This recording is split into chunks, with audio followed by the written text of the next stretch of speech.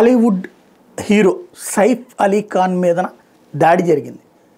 తెల్లవారుజామున ఈ దాడి జరిగింది, లేదా అర్ధరాత్రి 12 నుంచి 4 మధ్యలో జరిగినటువంటి దాడిలో తీవ్రంగా గాయపడ్డాడు. తలతో పాటుగా 6 ప్రదేశాల్లో గాయమైనవి. దొంగతనానికి వచ్చినటువంటి వ్యక్తి చోరీ సందర్భంగా సైఫ్ అడ్డుకోవడంతో ఈ సంఘటన చోటు చేసుకుంది అన్నది ఒకవైపు వినబడుతోంది. గుర్తు తెలియని వ్యక్తి అని మరొక వైపున చెప్తున్నారు. ప్రస్తుతం అయితే అతను తీవ్ర గాయాల పాలయ్యాడు, ఆసుపత్రి పాలయ్యారు. ప్రస్తుతం ఆయనకి చికిత్స చేస్తున్నారు.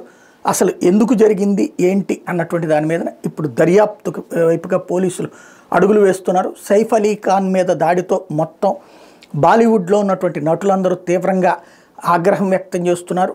వ్యక్తిగతమైనటువంటి దాడా, లేకపోతే ఏదైనా అంటే తనని కావాలని చెప్పి ఎవరైనా టార్గెట్ చేశారు, లేదా చోరీకి సంబంధించి అయితే కనుక ఫ్యూచర్లో ఇష్యూ ఉండదు. కానీ వ్యక్తిగతంగా కావాలని అతన్ని టార్గెట్ చేయడానికైతే ఇది దేశవ్యాప్తంగా సంచలనం సృష్టిస్తుంది.